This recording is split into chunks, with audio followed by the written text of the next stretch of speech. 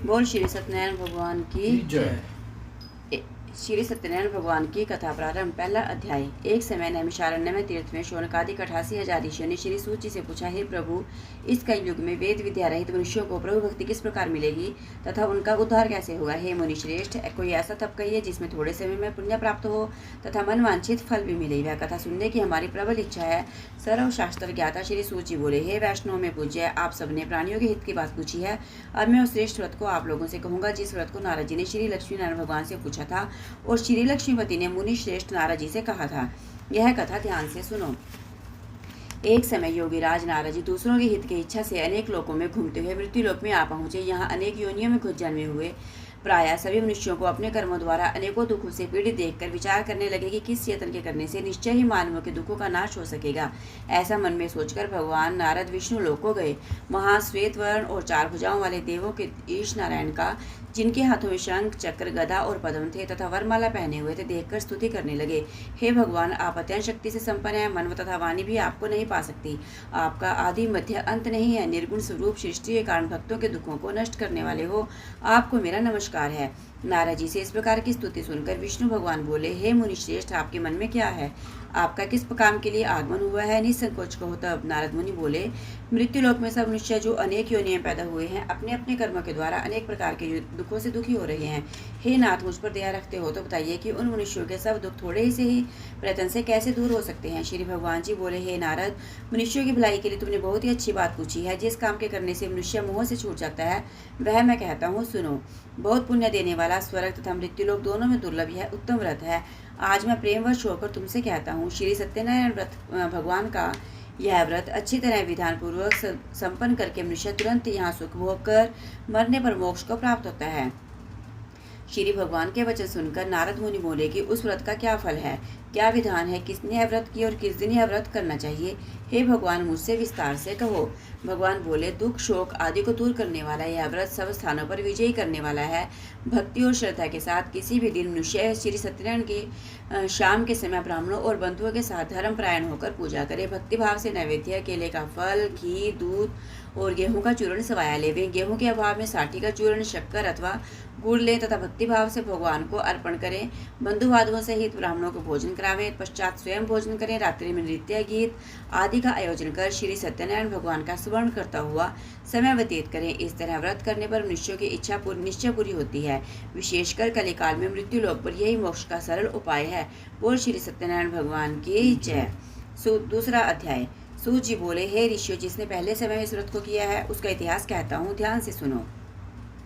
सुंदर काशीपुरी नगरी में एक अत्यंत निर्धन ब्राह्मण है तथा वह भूख और प्यास से बेचैन हुआ पृथ्वी पर घूमता था। ब्राह्मणों से प्रेम करने वाले श्री भगवान ने ब्राह्मण को दुखी देखकर बूढ़े ब्राह्मण का रूप धारण करके उसके पास जाकर आदर के साथ पूछा, हे विप्र, तुम नित्य ही दुखी होकर पृथ्वी पर क्यों घूमते हो? हे श्रेष्ठ ब्राह्मण, यह सब मुझसे कहो, मैं सुनना चाहता हूँ। ब्राह्मण बोला, मैं निर्धन ब्राह्मण हूँ, भिक्षा के लिए पृथ्वी पर फिरता हूँ। हे भगवान, यदि आप इससे छुटकारे का उपाय जानते हो तो कृपा कर कहो। वृद्ध ब्राह्मण बोला कि श्री सत्यनारायण भगवान मनवांछित फल देने वाले हैं, इसलिए हे ब्राह्मण, तू उनका पूजन कर, जिसके करने से मनुष्य सब दुखों से मुक्त होता है। ब्राह्मण को व्रत का सारा विधान बतला बूढ़े ब्राह्मण का रूप धारण करने वाले श्री सत्यनारायण भगवान अंतर्ध्यान हो गए। जिस व्रत को वृद्ध ब्राह्मण ने उसको करूंगा यह निश्चय करने पर उस वृद्ध ब्राह्मण को रात में नींद नहीं आई। वह सवेरे उठकर श्री सत्यनारायण भगवान के व्रत का निश्चय कर भिक्षा के लिए चल दिया। उस दिन उसको भिक्षा में बहुत सा धन मिला, जिससे बंधु बांधवों के साथ उसने श्री सत्यनारायण भगवान का व्रत किया, जिसके करने से वह विप्र सब दुखों से छूटकर अनेक प्रकार की संपत्तियों से युक्त हुआ। उस समय से वह विप्र हर मास व्रत करने लगा। इस तरह सत्यनारायण भगवान के व्रत को जो करेगा वह सब पापों से छूटकर मोक्ष को प्राप्त होगा। आगे से जो पृथ्वी पर सत्यनारायण भगवान का व्रत करेगा वह मनुष्य सब दुखों से छूट जाएगा। इस तरह नारद जी से नारायण का कहा हुआ यह व्रत मैंने तुमसे कहा। हे विप्रो, मैं अब और क्या कहूँ? ऋषि बोले, हे मुनीश्वर, संसार में इस विप्र से सुनकर किस किस ने इस व्रत को किया है हम सब सुनना चाहते हैं, इसके लिए हमारे मन में श्रद्धा है। सूत जी बोले, हे मुनियों, जिसने इस व्रत को किया है वह सब सुनो। एक समय यह वृद्ध ब्राह्मण धन और ऐश्वर्य के अनुसार बंधु बांधवों के साथ व्रत करने को तैयार हुआ।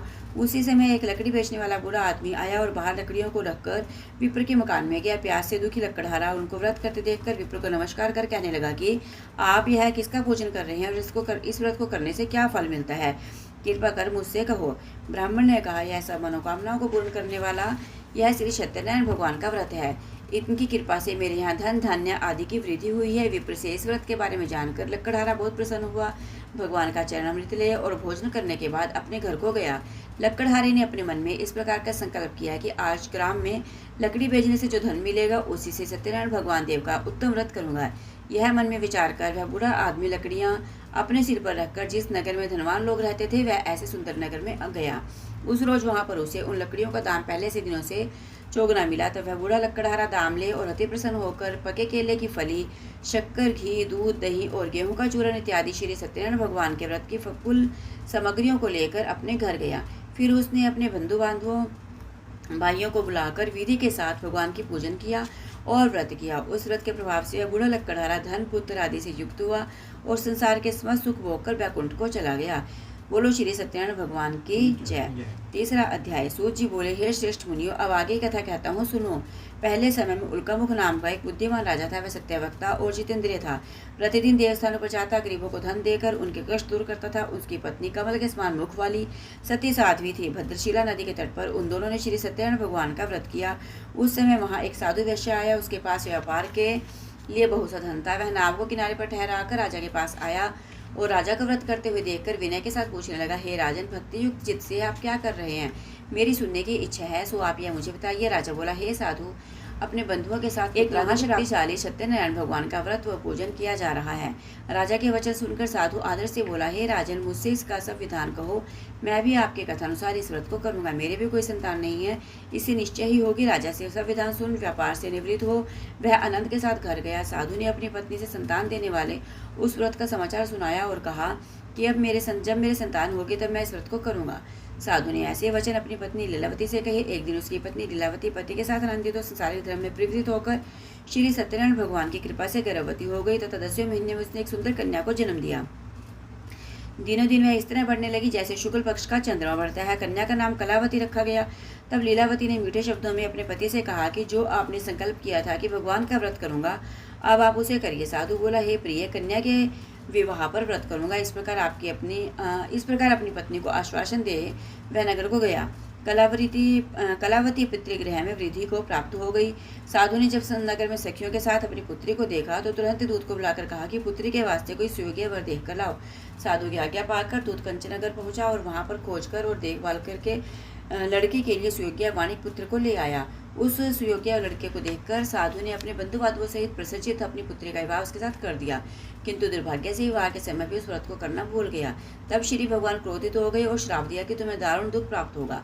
अपने कार्य में कुशल साधु बनिया जमाता सहित नावों के साथ व्यापार करने के लिए समुद्र के समीप स्थित रतनसारपुर नगर में गया और वहां पर दोनों ससुर जमाई चंद्रकेतु राजा के नगर उस नगर में व्यापार करने लगे। एक दिन भगवान सत्यनारायण की माया से प्रेरित होकर कोई चोर राजा का धन चुराकर भागा जा रहा था, किंतु राजा के दूतों को आता देखकर चोर ने घबराकर भागते हुए राजा के धन को वहीं नाव में छुपाकर रख दिया जहां वो ससुर जमाई ठहरे हुए थे तथा चोर भाग गए। जब दूतों ने उस साधु वैश्य के पास राजा के धन को देखा तो दोनों को बांध कर ले गए और प्रसन्नता से दौड़ते हुए राजा के समीप जाकर बोले, यह 2 चोर हम पकड़ कर लाए हैं, देखकर हमें आज्ञा दें। तब राजा की आज्ञा से उनको कठिन कारावास में डाल दिया गया तथा उनका धन छीन लिया गया। सत्यनारायण भगवान के श्राप द्वारा उसकी पत्नी भी घर पर बहुत दुखी हुई और घर पर जो धन रखा था चोर चुरा कर ले गए। शारीरिक व मानसिक पीड़ा व भूख प्यास से अति दुखित हो अन्न की चिंता में कलावती एक ब्राह्मण के घर गई। वहां उसने सत्यनारायण भगवान का व्रत होते देखा, फिर कथा सुनी तथा प्रसाद ग्रहण की कर रात को घर आई। माता ने कलावती से कहा, हे पुत्री, अब तक कहाँ रही वह, तेरे मन में क्या है? कलावती बोली, हे माता, मैंने एक ब्राह्मण के घर श्री सत्यनारायण भगवान का व्रत देखा। कन्या के वचन सुनकर लीलावती भगवान के पूजन की तैयारी करने लगी। लीलावती ने परिवार और बंधुओं सहित श्री सत्यनारायण भगवान का पूजन किया और वर मांगा कि मेरे पति और दामाद शीघ्र आ जाएं। साथ ही प्रार्थना की कि हम सब का अपराध क्षमा करो। सत्यनारायण भगवान इस व्रत से संतुष्ट हो गए और राजा चंद्रकेतु को स्वप्न में दर्शन देकर कहा कि हे राजन, दोनों वैश्यों को प्रातःकाली छोड़ दो, उनका सब धन जो तुमने ग्रहण किया है दे दो, नहीं तो मैं तेरा धन, राज्य, पुत्र आदि नष्ट कर दूंगा। राजा से ऐसे वचन कहकर भगवान अंतर्ध्यान हो गए। प्रातःकाल राजा चंद्रकेतु ने सभा में अपना स्वप्न सुनाया। फिर दोनों वाणिक पुत्रों को कैसे मुक्त कर सभा में बुलाया। दोनों ने आते ही राजा को नमस्कार किया। राजा मीठे वचनों से बोला, हे महानुभावो, भाईवश ऐसा कठिन दुख प्राप्त हुआ है, अब तुम्हें कोई भय नहीं है। ऐसा कहकर राजा ने उनको नए नए वस्त्राभूषण पहनाए, जिनका तथा उनका जितना धन लिया था उसने उनको दुगना धन देकर आदर के साथ विदा किया। दोनों वैश्य अपने घर को चल दिए। बोल श्री सत्यनारायण भगवान की जय। चौथा अध्याय। सूत जी बोले, वैश्य ने मंगलाचार करके यात्रा आरंभ की और अपने घर को चला। उनके थोड़ी दूर निकलने पर दंडी वेशधारी श्री सत्यनारायण भगवान से उसे पूछा कि हे साधु, तेरे नाम में क्या है? अभिमानी वाणी हंसता हुआ बोला, हे दंडी, आप क्यों पूछते हो? क्या धन लेने की इच्छा है? मेरी नाम में तो बेल और पत्ते भरे हैं। वैश्य का कठोर वचन सुनकर भगवान ने कहा, तुम्हारा वचन सत्य हो। दंडी ऐसा कहकर वहां से दूर चले गए। कुछ दूर जाकर समुद्र के किनारे बैठ गए। दंडी के जाने पर वैश्य ने नित्य क्रिया करने के बाद नाव को ऊंची उठी देखकर अचंभा किया तथा नाव में बेल पत्ते देखकर मूर्छित हो जमीन पर गिर पड़ा। फिर मूर्छा खुलने पर अत्यंत शोक प्रकट करने लगा। तब उसका दामाद बोला कि आप शोक ना करें, यह दंडी का श्राप है, अतः उसकी शरण में चलना चाहिए, तभी हमारी मनोकामना पूर्ण होगी। दामाद के वचन सुन वह दंडी के पास पहुंचा और अत्यंत भक्तिभाव से नमस्कार करके बोला, मैंने जो आपसे अत्यंत असत्य वचन कहे थे उनको क्षमा करो। ऐसा कहकर महान शोकातुर हो रोने लगा। तब दंडी भगवान बोले, हे वाणिक पुत्र, मेरी आज्ञा से बार बार तुम्हें दुख प्राप्त हुआ है, तो मेरी पूजा से विमुख हुआ। साधु बोला, हे भगवान, आपकी माया से ब्रह्मा आदि भी आपके रूप को नहीं जानते, तब मैं अज्ञानी कैसे जान सकता हूँ? आप प्रसन्न होइए, मैं सामर्थ्य के अनुसार आपकी पूजा करूंगा। मेरी रक्षा करो। पहले के समान नौका में धन भर दो। उसके भक्ति युक्त वचन सुनकर प्रसन्न हो उसकी इच्छानुसार वर देकर अंतर्ध्यान हो गए। तब उन्होंने नाव पर आकर देखा कि नाव धन से परिपूर्ण है। फिर वह भगवान सत्यनारायण का पूजन कर साथियों सहित अपने नगर को चला। जब अपने नगर के निकट पहुंचा तब दूत को घर भेजा। दूत ने साधु के घर जाकर उसकी स्त्री को नमस्कार कर कहा कि साधु अपने दामाद सहित इस नगर के समीप आ गई हैं। लीलावती और कलावती उस समय भगवान का पूजन कर रही थी। ऐसा वचन सुन साधु की स्त्री ने बड़े हर्ष के साथ सत्यदेव भगवान का पूजन कर पुत्री से कहा, मैं अपने पति के दर्शन को जाती हूँ, तू कार्य पूर्ण कर शीघ्र आ जाना। परंतु कलावती वृत एवं प्रसाद छोड़कर पति के पास चलेगी। प्रसाद की अवज्ञा के कारण सत्यदेव ने रुष्ट हो उनके पति को नाव सहित पानी में डुबो दिया। कलावती अपने पति को न देखकर रोती हुई जमीन पर गिर पड़ी। इस तरह नौका को डूबा हुआ तथा कन्या को रोता हुआ देखकर साधु दुखी हुआ और बोला, हे प्रभु, मुझसे या मेरे परिवार से जो भूल हुई है उसे क्षमा करो। उसके 3 वचन सुनकर सत्यदेव प्रसन्न हो गए और आकाशवाणी हुई कि हे साधु, तेरी कन्या मेरे प्रसाद को छोड़कर आई है, इसलिए इसका पति अदृश्य हुआ। यदि वह घर जाकर प्रसाद खाकर लौटे तो इसे पति अवश्य मिलेगा।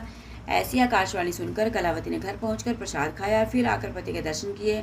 तत्पश्चात साधु ने बंधु बांधवों से सत्यदेव भगवान का विधि पूर्वक पूजन किया। इस लोक का सुख बोकर अंत में स्वर्गलोक को गया। बोलो श्री सत्यनारायण भगवान की जय। 5वां अध्याय। सूत जी बोले, हे ऋषियों, मैं और भी कथा कहता हूँ, सुनो। प्रजापालन में लीन त्वंगध्वज नाम का एक राजा था। उसने भी भगवान का प्रसाद त्याग कर बहुत दुख पाया। एक समय वन में जाकर वन्य पशुओं को मारकर बड़ के वृक्ष के नीचे आया। वहां उसने ग्वालों के भक्तिभाव से पांडवों सहित सत्यनारायण जी का पूजन करते देखा। राजा देखकर अभिमानवश वहां नहीं गया और नहीं नमस्कार किया। जब ग्वालों ने भगवान का प्रसाद उसके सामने रखा तो प्रसाद त्याग कर अपनी नगरी की ओर चला गया। वहां उसने अपना सब कुछ नष्ट पाया तो वह जान गया कि यह सब भगवान ने किया है। तब वह विश्वास कर ग्वालों के समीप गया और विधि पूर्वक पूजन कर प्रसाद खाया तो सत्यनारायण भगदेव की कृपा से सब कुछ पहले जैसा ही हो गया। फिर दीर्घकाल तक सुख भोग कर मरने पर स्वर्गलोक को गया। जो मनुष्य इस परम दुर्लभ व्रत को करेगा, भगवान की कृपा से उसे धन धान्य की प्राप्ति होगी। निर्धन, धनी और बंदित बंधन से मुक्त होकर निर्भय हो जाता है। संतानहीनों को संतान प्राप्ति होती है। सब मनोर्थपूर्ण होकर अंतिम वैकुंठ धाम को जाता है।